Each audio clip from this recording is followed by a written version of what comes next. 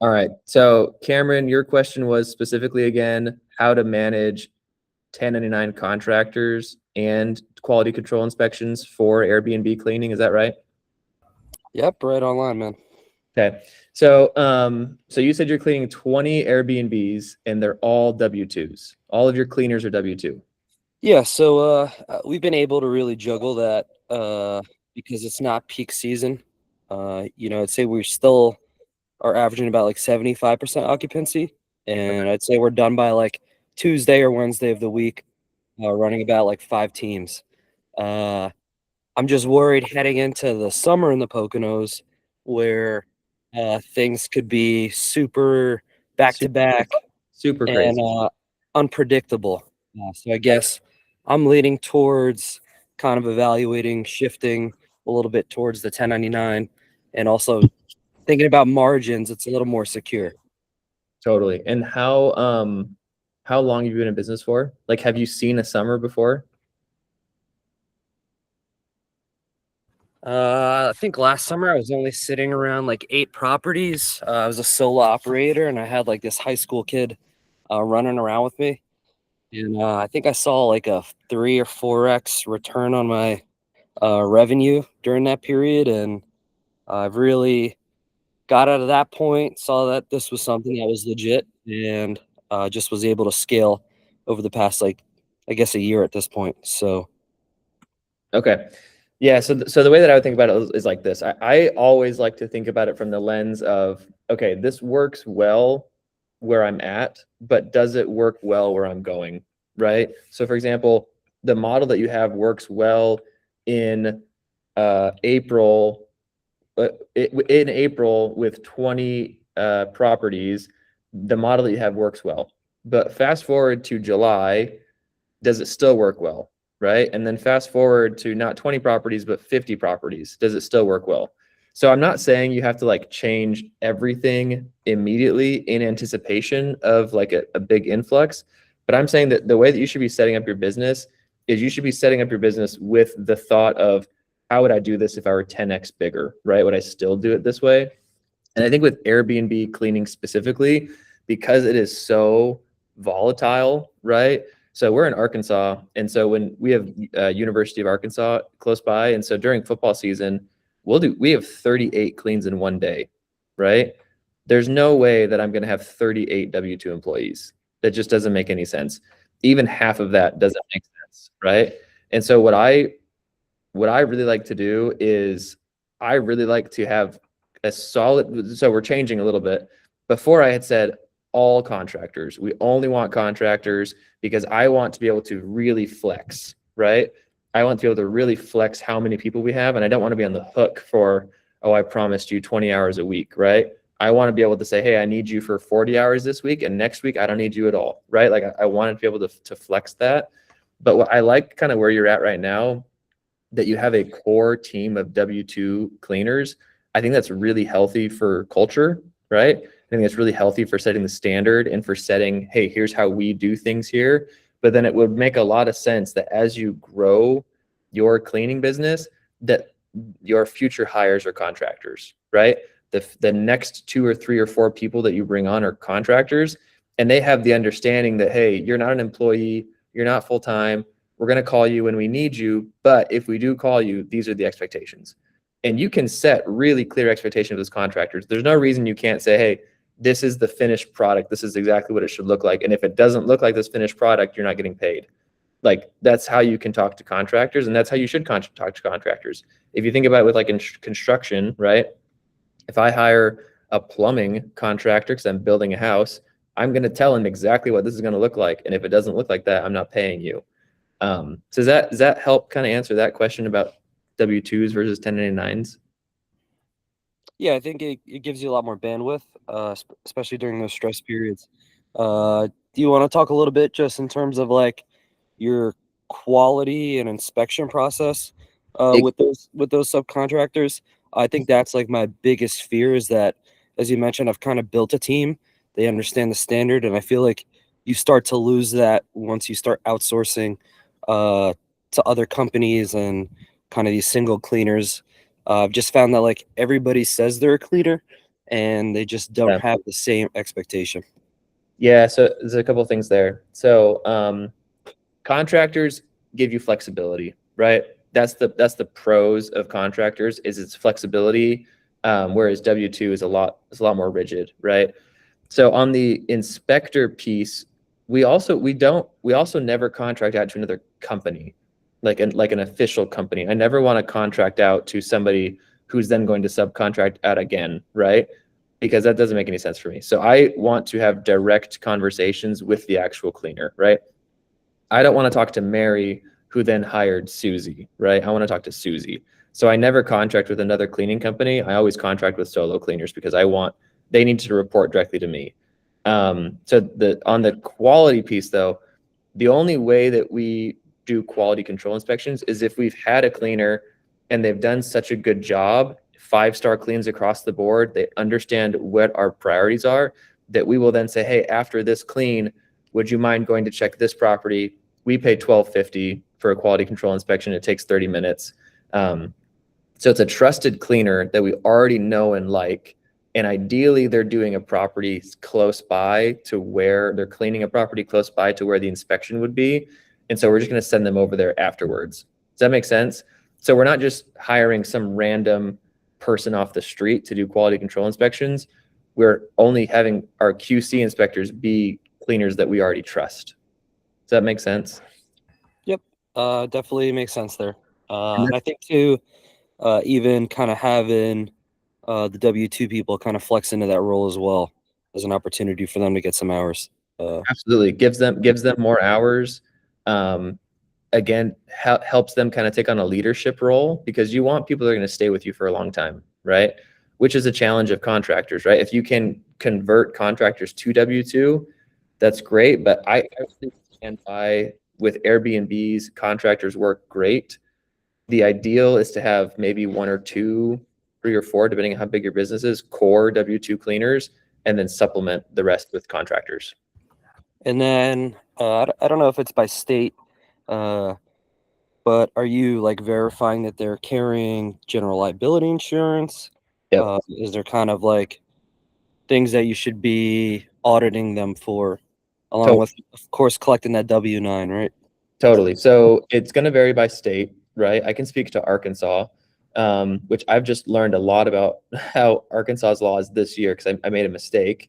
So yes, we require that every contractor shows proof of general liability insurance.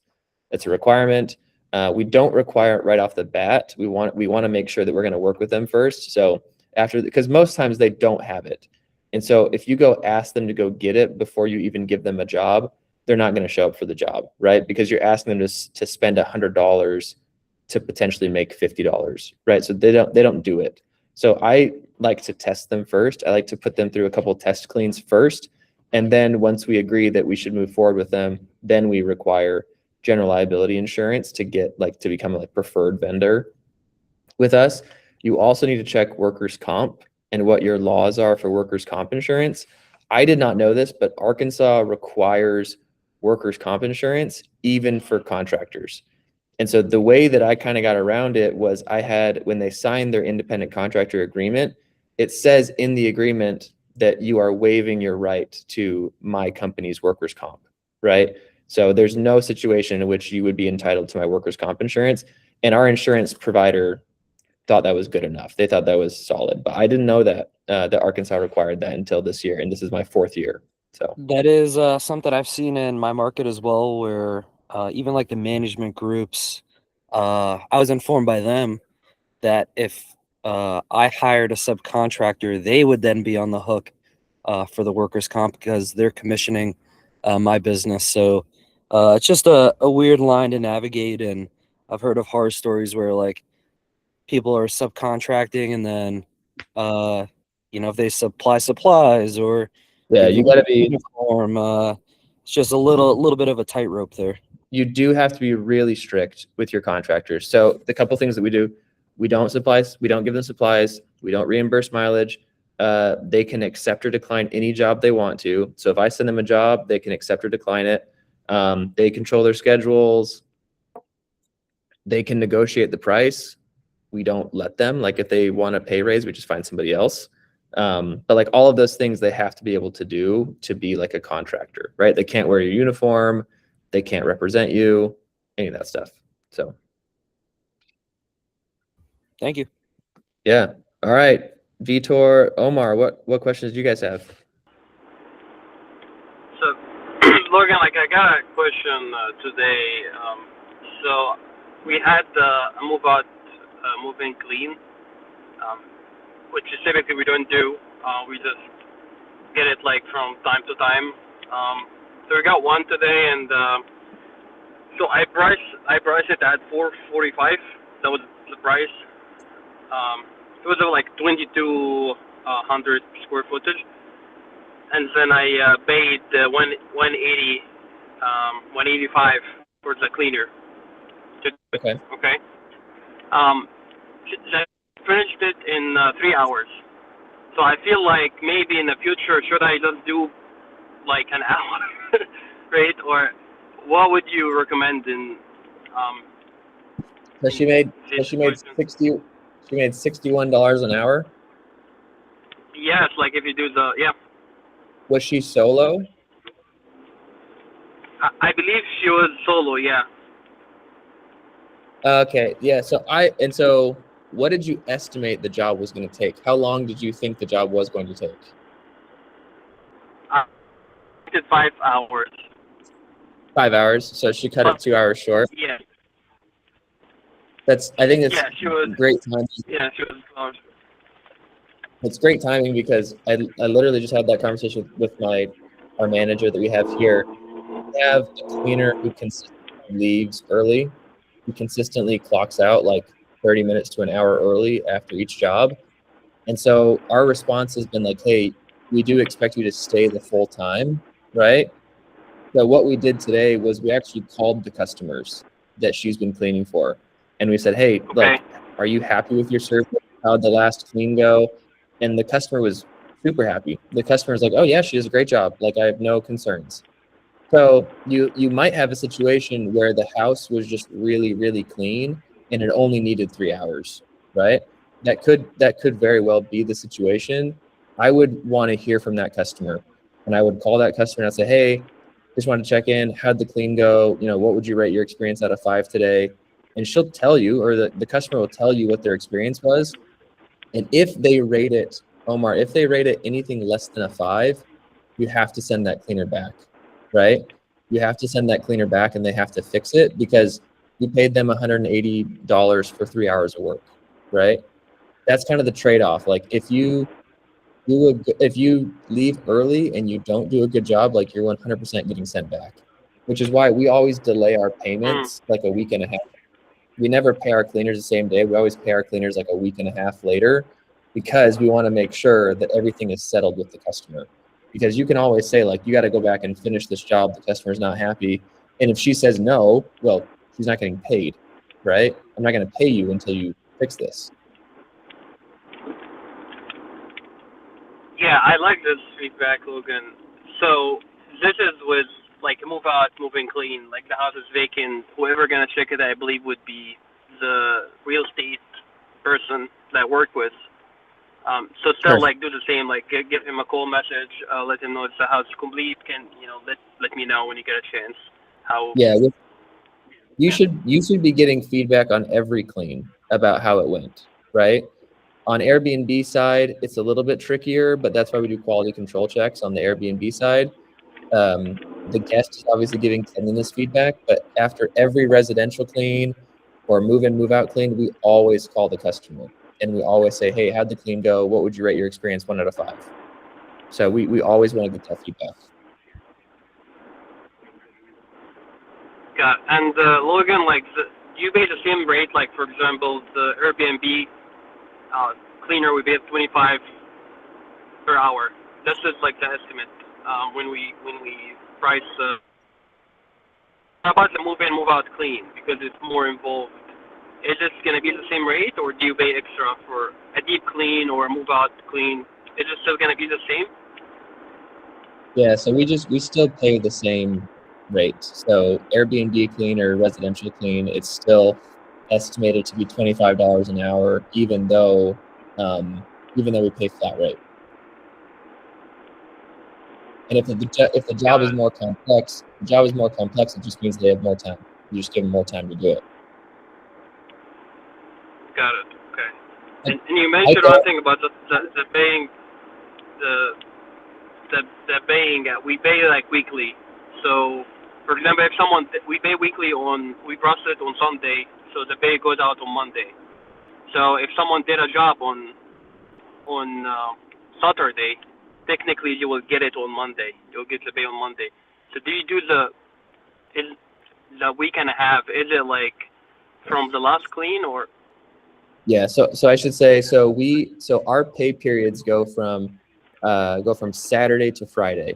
So Friday is the last day of the pay period. I don't submit payroll until Wednesday. So I guess worst case scenario, they could do a job on Friday and get paid on Wednesday. Does that make sense? Because I submit payroll every Wednesday and our pay period ends on Friday.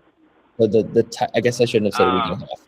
The tightest window would be if they did a job on Friday, they're going to get paid that coming Wednesday, right? But I still have 4 days to make sure the customer's happy.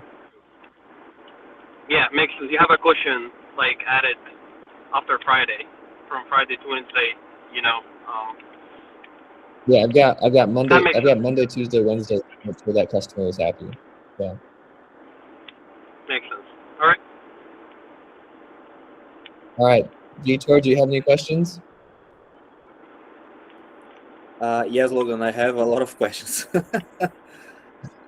Yeah. All right. First, You thank guys- you so much, brother, thank you so much for having us in this meeting. So it's really good when we can talk because Airbnb cleaning is strict, and not a lot of companies are specialized on Airbnbs. So when we have the opportunity to talk with more people than are specialized in Airbnb, it's awesome, because the challenge are different than commercial, than residential. So thank you so much. Yeah. Awesome. My Absolutely. first question, Logan, my first question is, when we have some situation, for example, we have some situation in the cleaning quality, then, for example, the sheets don't be always brand like new, right? Because they use it, we wash it, they use it again, and sometimes, okay, it's not possible to throw it out because it's really usable, but it's not perfect. Maybe have some little thing, for example, even if it's white, if we bleach it.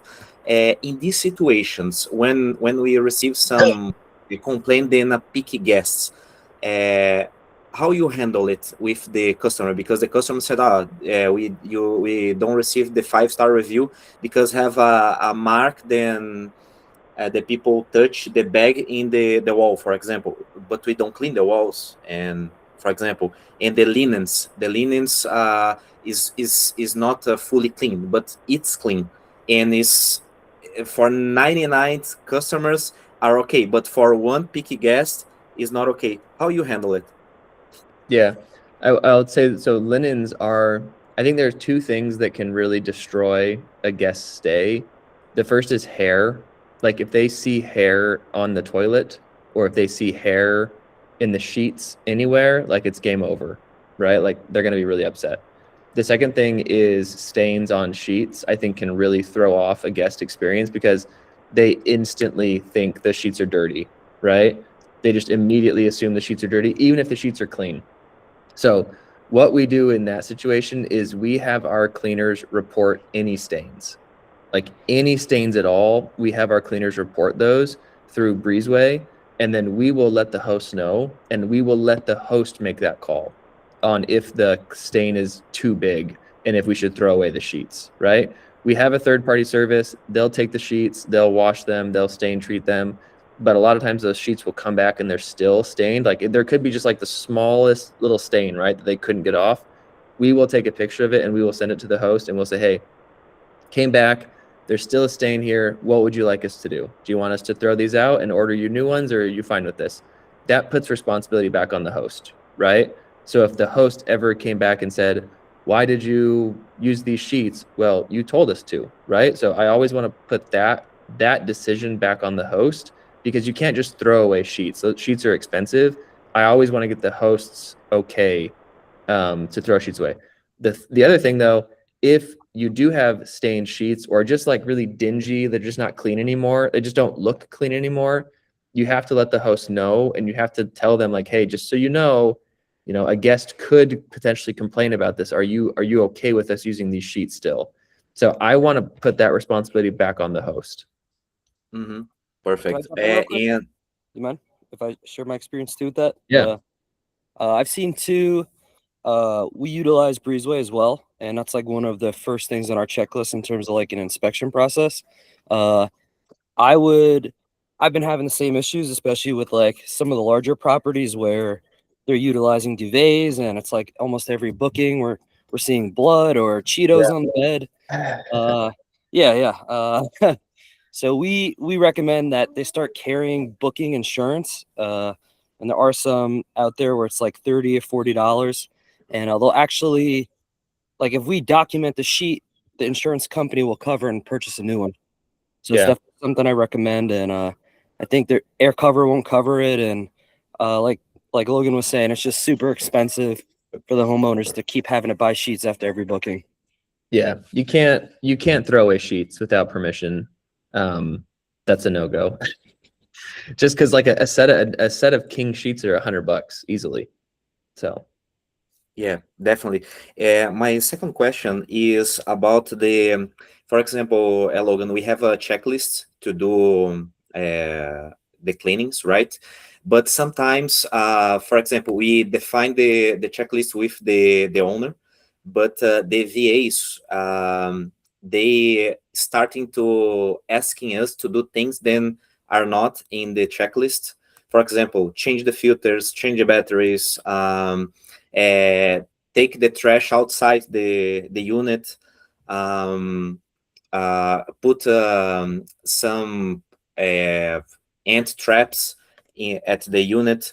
So, and sometimes when have some problem, for example, the ants infestation, they look to that and, hey, this is not resolved, you guys need to do it, for example. So, oh my gosh, we are getting in trouble because of one of the job then we are not responsible for. yeah, we're not a pest control company. Yeah, Yeah. exactly. So what I'm thinking about, to have a meeting with the owners and create two checklists. First checklist is the regular, then we are doing right now, and the second one is for deep clean, for example, and make sure if they want to, for example, clean the walls, take trash outside the things, window washing, this type of things will be inside the deep clean checklist.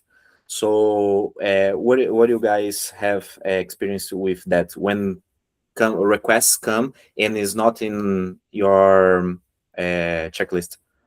I'm fine if you have a deep clean checklist, right? Like you should have a deep clean checklist. So it takes a lot of like you have to be careful there, right? Because you don't want to nickel and dime these hosts. If we are at a property and they ask us to change the air filter, we do it no problem. Like, yes, absolutely, not a problem. Change the batteries in the lock, not a problem. Change the light bulbs, not a problem. Like, we will do all of that stuff. We have to make sure that we're not being asked to do extra stuff every single time though, right? Those are like one-off occasions, right? Oh, the guests let us know that the batteries are dying in the remote control, whatever. Can you please replace it? Absolutely. Like, you're paying us a lot of money to be here. We're going to do that for you. We would draw the line at pests, right? Like, we're not a pest control company. We don't know how to get rid of these ants. Like, that's not our focus, right? But we would recommend a pest control company. Like, we're happy to help facilitate somehow. Like, maybe we're not because we're not property management, but if they're asking you to do small things, I would totally do it, right? I think you have to draw the line on if they're asking you to do small things every single time, or so we let our hosts tell us 10 extra things. So we have our checklist, it's got like 60 plus items on it. We let our hosts give us 10 property specific requirements, like water the plant in the kitchen, I don't even know, empty, I don't even know, 10 property specific requirements that aren't related to cleaning, right? And we will do those 10 every single time. If they're asking you to do more than 10 every single time, then consider raising your prices. But if it's just like one-off things, like, yeah, you should just do it. I wouldn't worry about it. Yeah, we use here a checklist for monthly things. For example, change the filters. We put once a month to do this type of this type of thing. Clean the plants, for example. They have a lot of fake plants, fake flowers, so we clean that too. And today we are charging around is a 2 hour cleaning when everything needs to be clean. If it's not to everything is less than it, we're charging around $90. This is a good price, Logan, or you recommend to raise the price?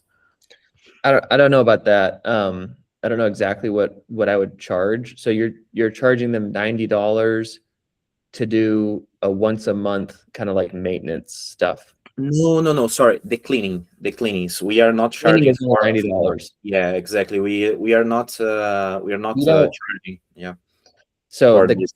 the turnover clean is only $90.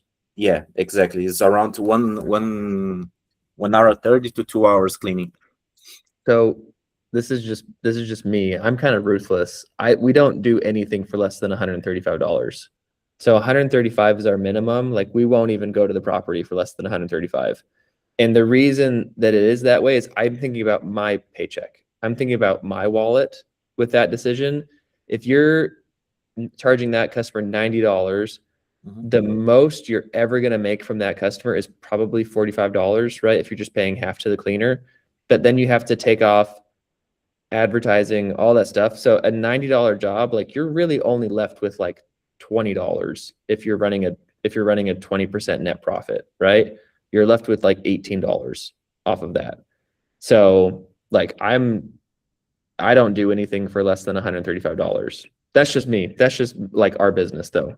I did read that on your kind of webpage. I really thought you meant profit. Like I thought like you were only bidding on jobs that, let's say, it's got like in my market, say like an average cleaning fee for us is around $300. Like that's kind of what I go for. Yeah. And I thought you meant like take home, so I've really adopted that. Oh, So, like, geez. yeah. Where did you see that? Where did you see that? I don't know. I think you like posted in the group at one point, but Okay.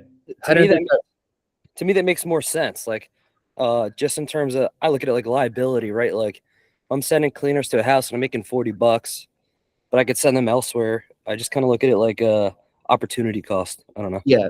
So I agree. Yeah, I totally agree with you. I think if you set your standards that high, you might miss out, right, on a lot of properties. Because if you think about it, in the morning, or let's see, 10 a.m. from 10 to 3, you could send 2 cleaners to a really big property, right? But then if you got a really small property from 3 to 4, they can go knock that one out too, right?